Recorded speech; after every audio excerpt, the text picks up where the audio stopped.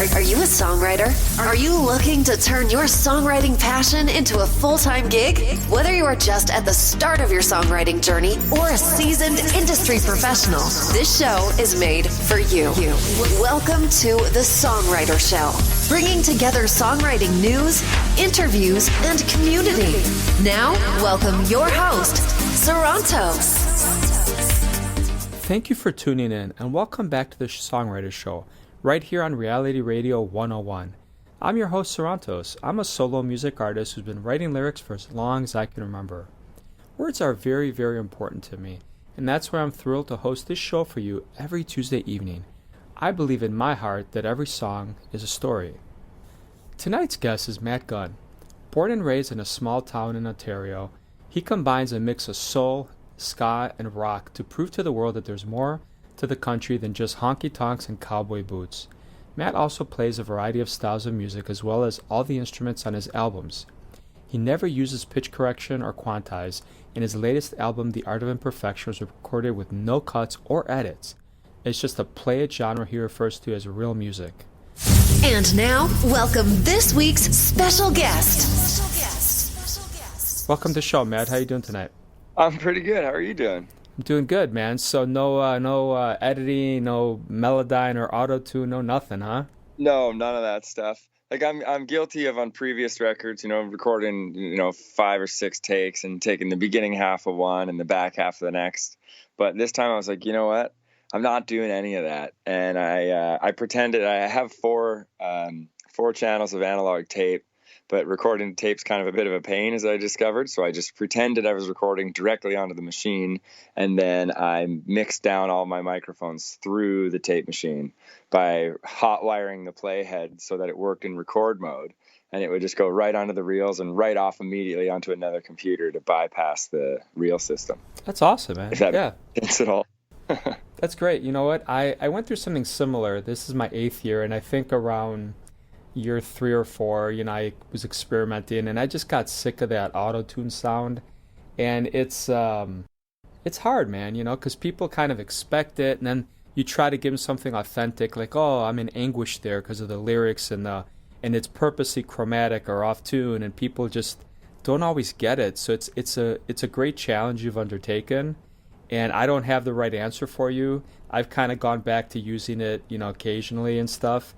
But it's hard, man. I respect you for what you're doing, though.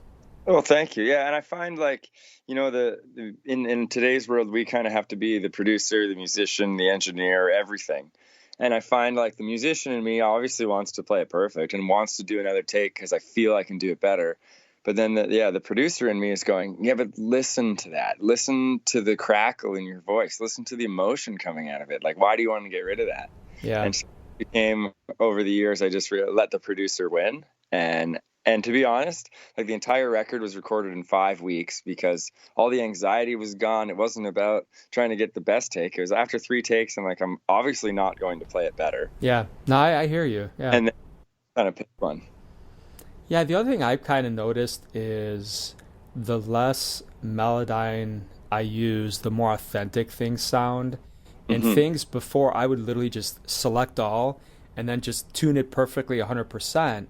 But I've realized that the art of using this stuff too, I rarely use it. And if I use it, honestly, I'd rather just re-sing it. It doesn't make sense to just use it as much as I used to. And I think I've learned that the hard way. Right, yeah. I can sing it again a lot faster than I can edit it. Yes. Or sometimes when I was trying to comp something and it's like, oh, this one word is off. And the phrasing's a little different, and I've learned it's just so much easier to just re-sing it. Yeah, definitely. Yeah, no, I totally get it. Tell us, Matt, a little bit about when you got started with music. I think I was just before my 12th birthday. I got to borrow my brother's bass guitar, and he had a bunch of tabs printed off the internet because this was before the days of Ultimate Guitar. It was more like Tab Crawler, if you remember those days. Yeah. And, most tabs were incorrect, as I found out. This is why when you look online, everything's version 4. It's because version 1 was so wrong for some reason. Yeah. And he had this book of pop punk bass lines. And by the end of the night, I could play the whole book. And I just kind of went on from there. And I know I found it was easier to make something up than it was to relearn somebody else's stuff. And then through that, I did kind of, the classic, take this lick and take these riffs and start to build my own thing. And just kind of went from there. And a few years later, I had a 6-string electric guitar, and then I bought a drum kit, and I just kept going and sacrificed all the space in my room for all of these instruments. And I just never stopped. Yeah, that's great, man. Is there a tune that you first learned that's still kind of, stuck in your head? Oh, it would probably be something off the Dude Ranch Blink-182 record, because I would have been 12 years old. So that was really what I was into at the time. I really like punk rock. I like the punk rock mentality, as far as from punk rock as that is. But yeah, I'd have to say it was either Damn It from Blink-182 or Bro Hymn by Pennywise. Okay. If you're familiar with those tunes. Yeah, I got to tell you, the Blink-182 song, The Rock Show, is one of my favorite songs, man. I would karaoke to that thing and all the time. And you talked a little bit about this, right? About once you start doing your own stuff, it's really hard to karaoke or play Rock Band because you want to ad-lib stuff. You want to do stuff a little differently. And, of course, then you sound, especially in Rock Band, right? You get docked. So yeah, exactly. It's fun. I don't want to I want to add a little, I want to hold that note out for a little bit longer. I think it'd add a little more emotion. But yeah, in those kind of situations, you're not allowed to do that. Yeah. Are there any teachers that you had you want to give a shout out to, or someone that kind of got you really into this? I never really studied music. I just kind of played by ear. And it was mostly just my friends that I hung out with. And, the more people you jam with, everybody plays their own little way, and each person can teach you something different. So, my buddy Jake Blacker was the one that told me, because he played some cool lick, and I was like, hey, to show me how to do that. And he was like, I can show you this, but there's always going to be someone that's going to play it better. You're better off focusing on rhythm than trying to play these cool licks. And I take that to heart still to this day. I play rhythm section, I don't like bands or music where, you're based off of 3 people playing the same thing over and over again. And this one person steps on their boost pedal and shows off louder than everybody else and just does their licks. Because I found the more I was like, okay, it's my turn to do that. That person can't really strum a rhythm. They don't really know how to play. They just know how to impress with licks. So as I got deeper and deeper into it, the more I realized, hey, he was right. The licks.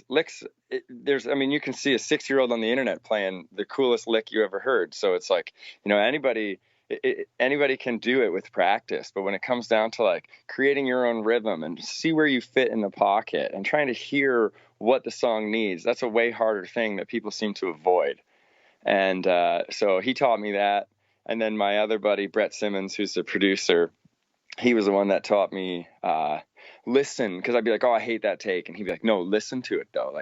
I listen, what you're hating is what I'm loving. And, it's the things that I considered a vocal crack or, something like this was him going, no, that was your soul escaping. That's reality. That's what you want.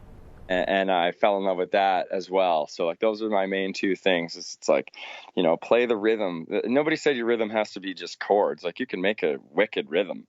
And the difference between lead and rhythm is that rhythm must repeat, and you're accountable for what you play. And lead, you can just keep soloing, but eventually in rhythm, you just have to start. You have to remember what you just played. But it doesn't have to be, 4 chords and sitting in the background. You can play something cool. Yeah. But yeah, that's those are my 2 main things that I've picked up along the way. Everything else is just people teach you different rhythms, different spots to sit in, and just the more people you play with, the more you're going to learn. Yeah, I think that's so true. And I was finishing some of the Beatles documentary last night, and it's just fascinating to see. Essentially, you got a bass, 2 guitar, but it's fascinating to see how they play off each other. And to see how they created some of this stuff. It's really cool. Because not everybody understands that. They think, oh, drum, bass, guitar, singer, and, again, some bands have a piano or a synth, or it just varies. But really, like you said, you can all play off each other, and there's so many cool things you can do musically. Mm-hmm. Yeah, and when they're all you kind of start with a couple of chords or whatever, and somebody plays something, and then you start playing to them, and then they start playing to you, and then the drummer starts changing, and next thing you know, like, you're not even playing what you even started with, but it's amazing whatever you've created. And that's the kind of jamming that I love. And creating that way where it's like, I don't know, just play a chord and we'll just build off of it. It doesn't have to be good, just keep changing. And yeah, that's, to me, that's the greatest musical experience. And you kind of just really get to know the people you're playing with without even talking. You're communicating via music on a different level, and that's a connection that I thrive for.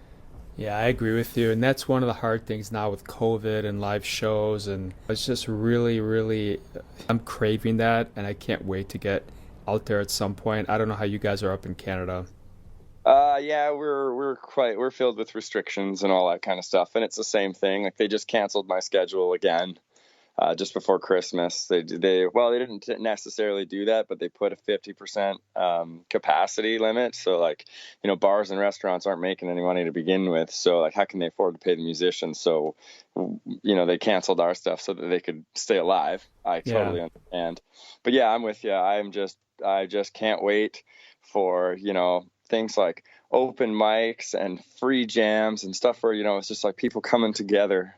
And just, the one thing I will say is all this pent-up frustration that's going on in the world right now is going to create an entire decade of awesome music. Yeah, that's true. A lot of free time, right? When the dust settles, I have so much to say right now, and I feel like I'm not alone in that. And we're going to get bombarded with just awesome music. Yeah, I hope. That's true. Yeah. Well, that's a whole other thing, right? Music, compared to some of the other stuff released decades ago or years ago, I mean, it's so good now. It's so competitive. People are doing such creative things and mixing and blending genres. It's hard to compete with that. It really is. Oh, yeah. And at the same time, it's hard to come up with something new because, it's already been done. Look it up on the internet. Your idea has been done, right? Yeah. So you got to kind of stick with it, add your own flavor. Like, don't get me wrong, there's a ton of bands out there, even from back then, that, kind of share a similar feel or sound or look, or, that's just the way it goes, right? But yeah, I'm with you. It gets really competitive as far as, like, being something fresh. Yeah, totally. Tell us a little bit about your songwriting process. How do you get started? You get started with a lick, melody, drum groove. How do you start? It depends, like, because I play all the instruments, it really depends. Sometimes it just depends on which instrument I picked up first that day. And, like, I respect the people who can songwrite as a 9 to 5 job. To me, it doesn't work that way. I might go like 2-3 months without writing anything, and then I might write like 5 songs in a week. It just kind of has to come to me. But yeah, I'll start with usually like a groove, and I'll just be like noodling around I find I write the most on my acoustic guitar. I fear that when I pick up an electric guitar, all I play is like riffs, and I try to bend the strings and do all this cool stuff. Whereas on acoustic guitar, I feel like it just forces you to just sing your heart out. Yeah. And so, yeah, I'll just jam a couple of things and play a couple of chords until I find a progression that I like and a groove that I like.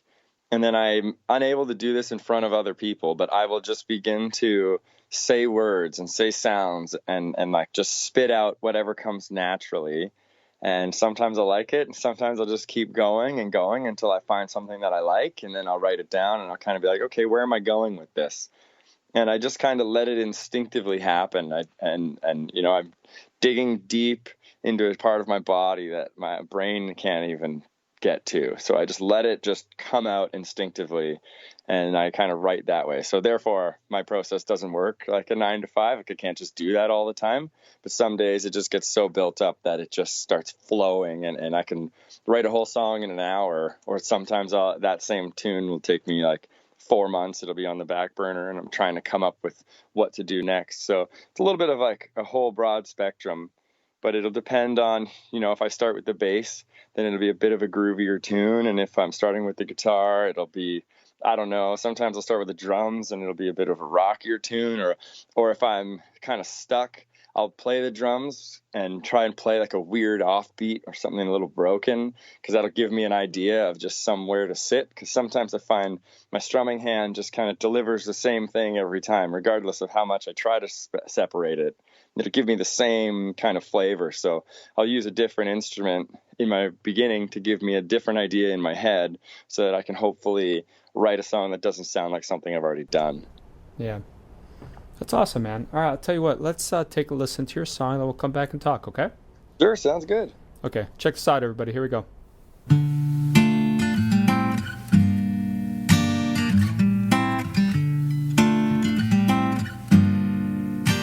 I gotta keep on moving, feeling stiff where I stand. So I'll just keep running, run around in my head. I see changing weather, but I don't give a damn. And I fuel the fire, cause it's just who I am. I keep walking on, I keep walking on. Well, I've climbed a mountain and never got out of bed. And I'll talk for hours and don't know what I said. And I've crossed the ocean just to lay in the sand. And I cause the problem, it's just who I am. I don't know why I say things wrong. I've come a long way, just hoping you're there. And I know I don't know how to save my soul. I've come a long way, just hoping you're there. I just keep hoping you're there.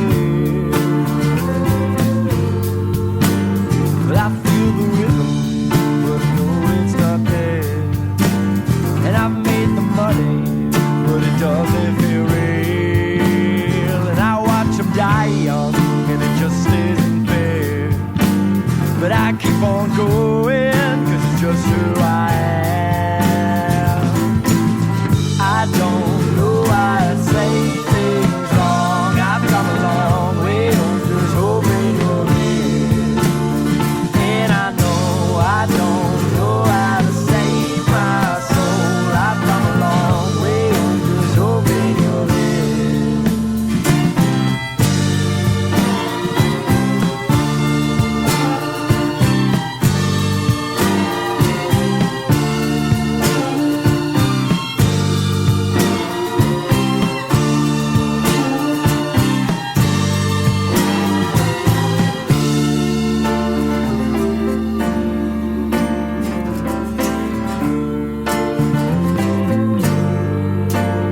Gotta keep on moving, cause I'm wasting my day. I feel your love, babe, though you're miles away. I'll take my time now, cause it's almost the end. And I feel alive now, cause it's just who I am. Cool song, man. Tell us a little bit about what inspired that.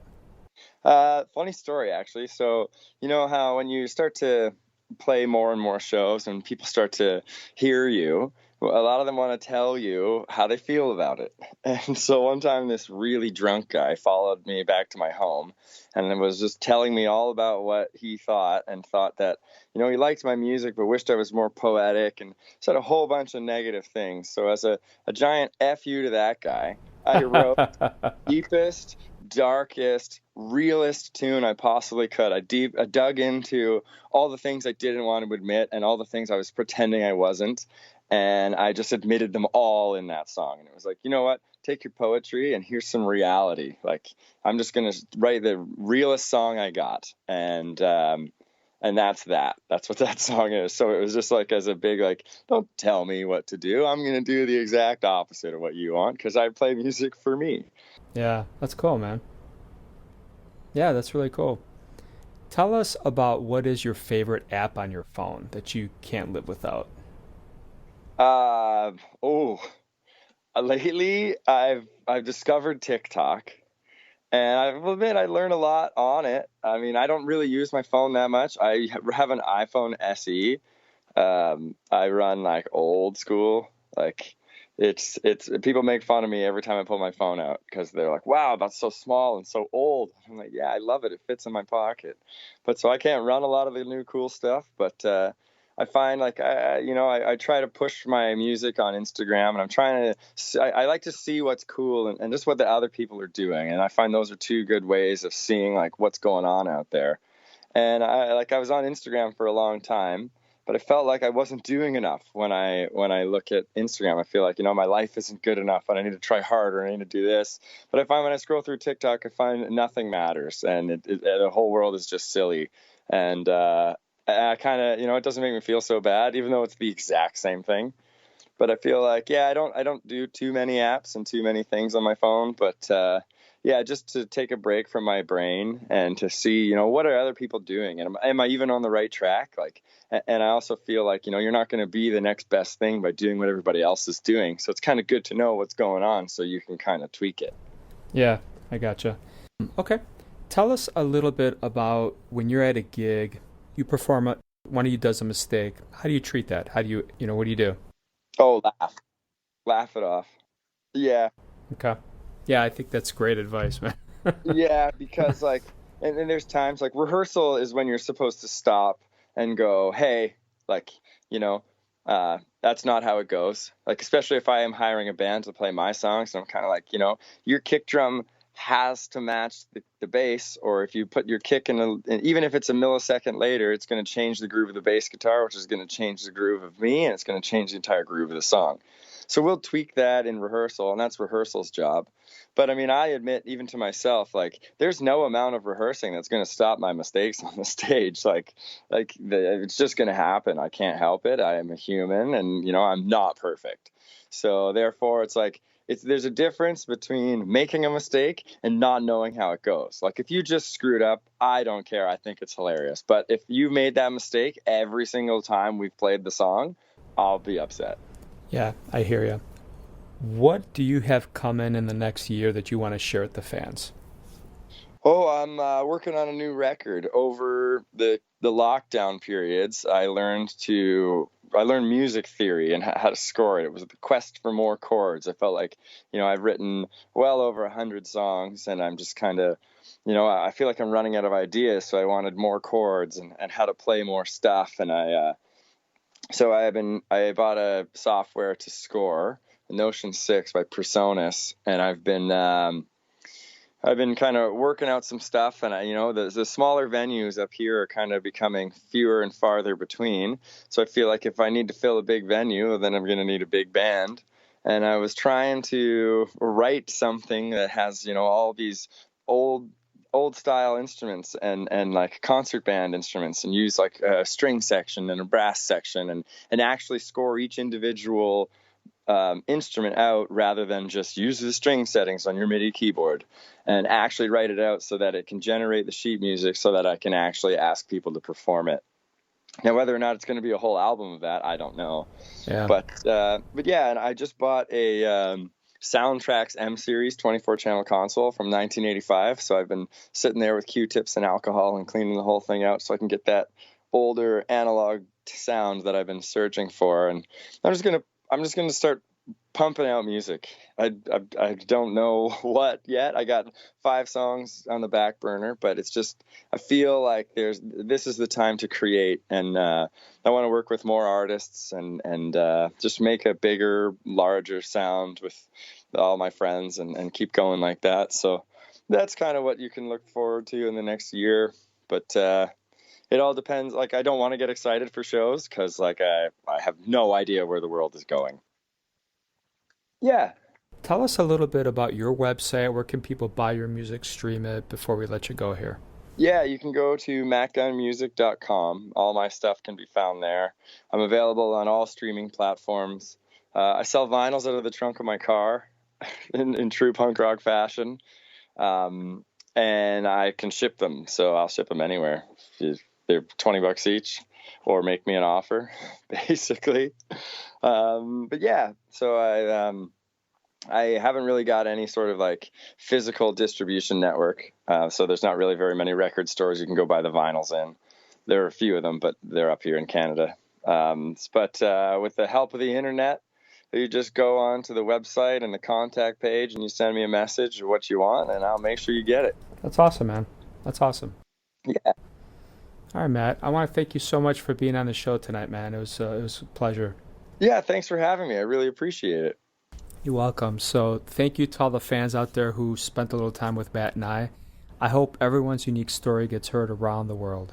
My name is Sarantos. Please join me every Tuesday night to hear other amazing artists share their fascinating, behind-the-scenes stories right here at the Songwriter Show on Reality Radio 101. And tonight I'm going to leave you with one of my songs called 10,000 Seconds. It's a pop rock song about the most important 10,000 seconds of the day. I love you guys. Have a great night.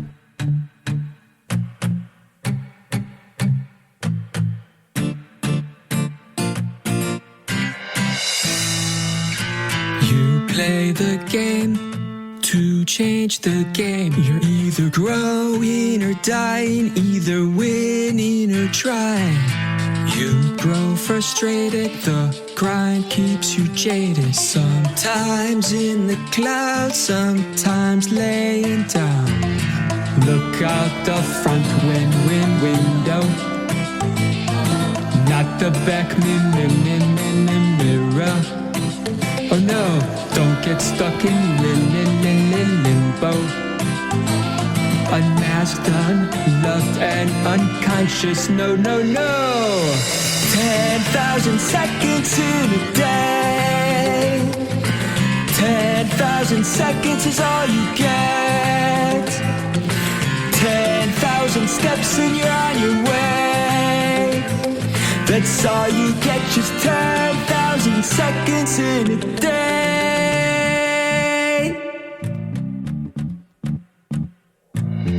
Shadows come to get you, you fight harder, yes you do.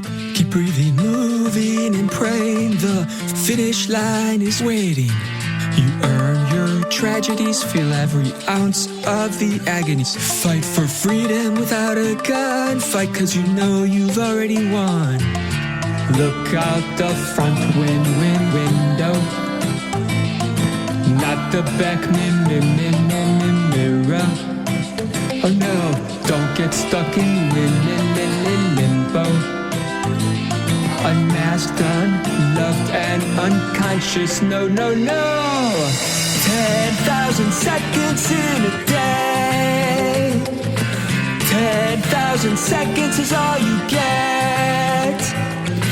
10,000 steps and you're on your way. That's all you get, just 10,000 seconds in a day. Hold still. Keep breathing. Keep moving. Never hold still. Keep breathing. Keep moving. Keep breathing. Keep moving. Keep moving. Keep breathing. Keep breathing. Keep moving. Keep moving. Keep breathing. 10,000 seconds in a day. 10,000 steps and you're on your way. 10,000 seconds in a day. That's all you get, just 10,000 seconds in a day. Enjoy them. It's all you get. Yeah.